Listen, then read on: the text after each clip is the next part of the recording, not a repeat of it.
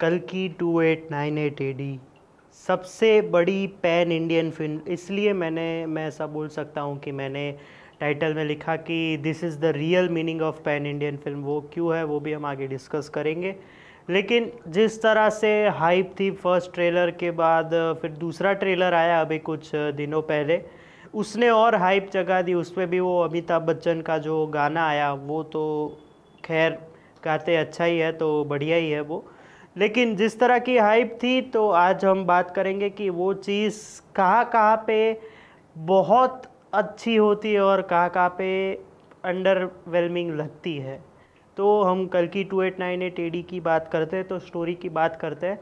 तो हम एक तरीके से देखें तो ये फिल्म पैरेलली चलती है महाभारत के साथ। वैसे तो अश्वत्थामा का कैरेक्टर है ही, जिस तरह से उनका पहले इंट्रो लुक आया था अमिताभ बच्चन का, फिर अश्वत्थामा का धीरे धीरे जिस तरह से ट्रेलर में रेफरेंसेस आए वो खुद आए, फिर सेकंड ट्रेलर में और क्लियर होता गया। हमने ट्रेलर रिव्यू में भी इसकी बात की थी कि वो किस तरह से आगे जाएंगे, किस तरह से प्रभास को रोकेंगे, बाउंटी हंटर जो प्रभास बने हैं।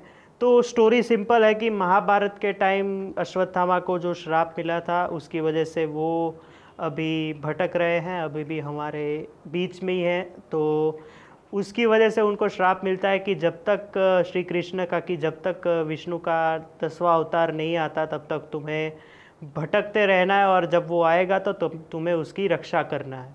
इसमें भी एक बहुत अच्छी डिटेलिंग है फिल्म में। जब अश्वत्थामा का उसके पहले का जो सीन था वो डिटेलिंग अगर आप समझेंगे और जिस तरह से फिर वो श्राप देते हैं, तो फिर आप समझेंगे कि पूरा सर्कल कैसे कंप्लीट किया है इन्होंने। तो उसके बाद हमें देखने को मिलता है काशी, जो इस दुनिया का सबसे लास्ट शहर है। तो वो उसमें 3 जगह है। एक तो काशी है, एक कॉम्प्लेक्स है जहाँ पे सबको जाना है, इंक्लूडिंग प्रभास, जो 1 मिलियन यूनिट्स की देरी पे है, क्योंकि 1 मिलियन यूनिट्स अगर आपने दे दिए तो फिर आप उधर जा सकते हैं। तो वो उनकी राह देखते हैं। और एक और है शंबाला, जहाँ पे कल्कि अवतार का जन्म होने वाला है। तो इसी बीच बाउंटी हंटर प्रभास को बाउंटी मिलती है दीपिका की, तो वो उनको मारने पहुंचते हैं, लेकिन उनके सामने आते हैं अश्वत्थामा।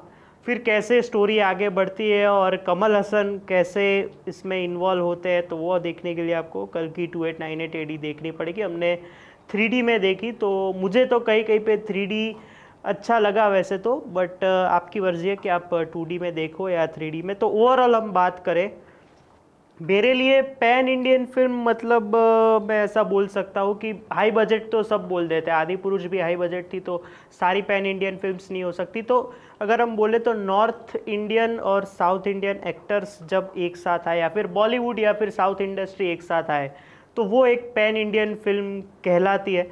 तो ऐसा ही इस फिल्म में क्या स्टार कास्ट है, मतलब अमिताभ बच्चन, प्रभास, कमल हसन, दीपिका पादुकोण, ब्रह्मानंदम, फिर कैमियोज हैं एस राजामौली, विजय देवरकोंडा, फिर दुलकर सलमान, फिर राम गोपाल वर्मा, वो भी हैं इस फिल्म में।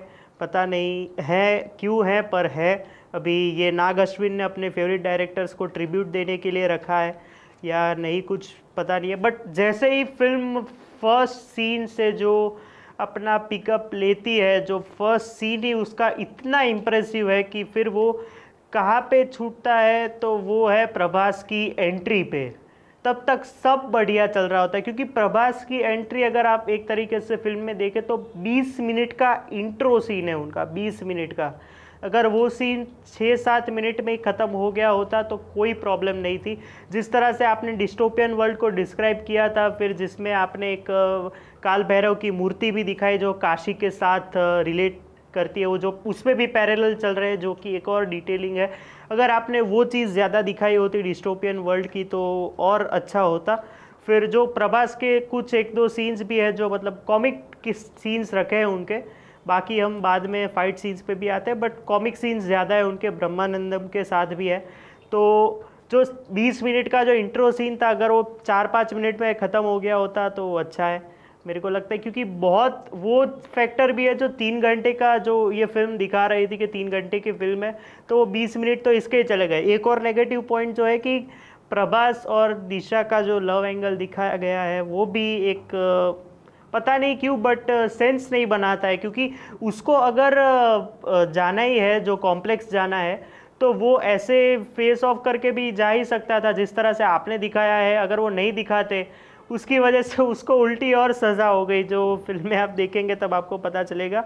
तो ये कोई सेंस ही नहीं बनाता, क्योंकि अगर वही करना था तो एक तरह से सेंस बनाता भी है कि अगर वो नहीं होता तो उसको ध्यान में नहीं आता कि मुझे 1 मिलियन यूनिट्स का पे करूँगा क्या।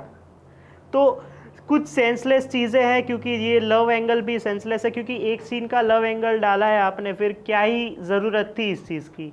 बाकी ओवरऑल पॉजिटिव पॉइंट्स तो बहुत सारे। पहले तो बैकग्राउंड म्यूज़िक संतोष नारायण ने शायद बैकग्राउंड म्यूज़िक दिया है, और जो फर्स्ट हाफ में इंटरवल सीन है, पहला सीन है महाभारत का, जो अमिताभ बच्चन का गाना तभी है, और जो लास्ट क्लाइमैक्स की 20 मिनट है, वो जब वो उनका बीजीएम चलता है, वो 20 मिनट का जितने भी जो क्लाइमैक्स सीन है वो पूरा गूज बम्स वाला है। मतलब आरआरआर लेवल का, जो हमने बोला है ना कि आरआरआर लेवल की बीजीएम हमें कभी देखने को नहीं मिलते, तो इसमें है।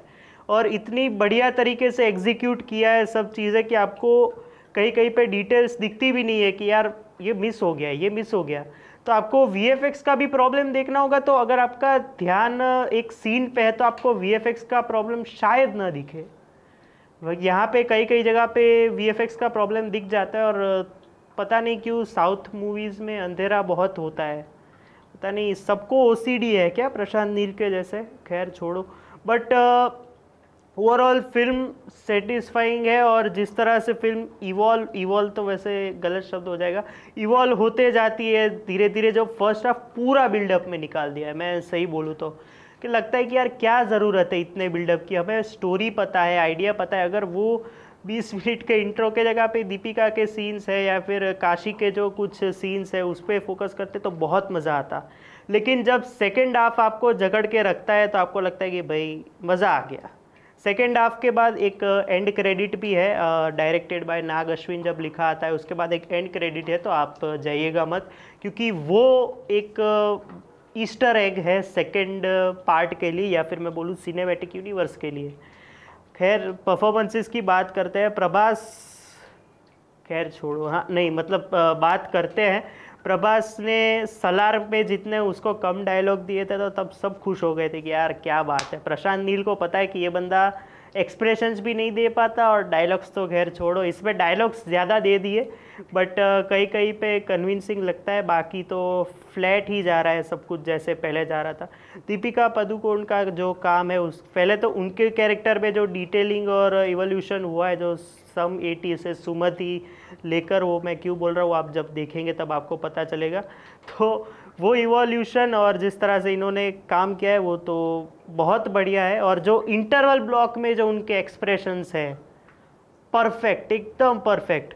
फिर कमल हसन, मुझे पर्सनली कमल हसन विक्रम से पसंद है, तो कमल हसन के ज़्यादा कुछ सीन्स नहीं है, गिन के 2-3 होंगे, लेकिन जो इम्पैक्ट छोड़ा है मतलब याद रहेगा। जो नेगेटिव शेड में जिस तरह से वो आते हैं और जिस तरह से ऐसे आँख खोलते हैं, जो ट्रेलर में भी दिखाया गया है, और जो इम्पैक्ट छोड़ा है, तो जिस तरह से उनका काम है, तो वो और अमिताभ बच्चन की भी हम बात करते हैं, ये दोनों शो स्टीलर है, मैं ऐसा बोल सकता हूँ। फिर अमिताभ बच्चन ये फिल्म के मतलब जो करता हरता भी बोल सकते हैं, क्योंकि पूरी फिल्म अश्वत्थामा के कंधे पे है, एक कंधा अश्वत्थामा का है और एक दीपिका का है। तो जिस तरह से हमने उनका जो कैरेक्टर डेवलपमेंट तो नहीं, बट जिस तरह से उनके रिएक्शंस है कि उनको अश्वत्थामा के अंदर एकदम घुस गए हैं वो, कि लगता है आपको उसके साथ जो यंग बच्चा है, जिस तरह से उनके साथ वो बात करते हैं, जिस तरह से उनको पता चलता है कि प्रभास एक्चुअली में क्या है, और उसमें उसके रिएक्शंस है। फिर जब वो दीपिका से मिलते हैं तो उसमें उनके रिएक्शंस है।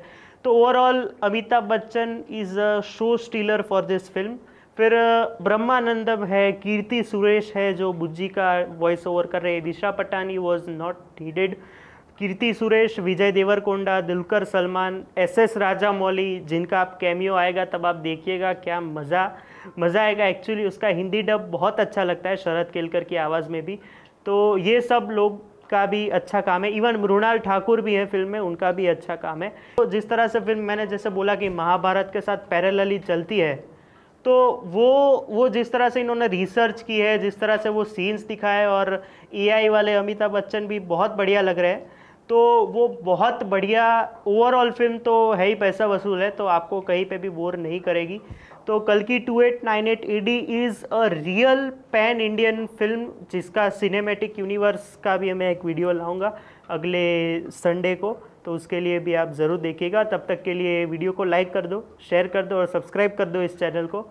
तो हम मिलते हैं अगले वीडियो में, तब तक के लिए बाय।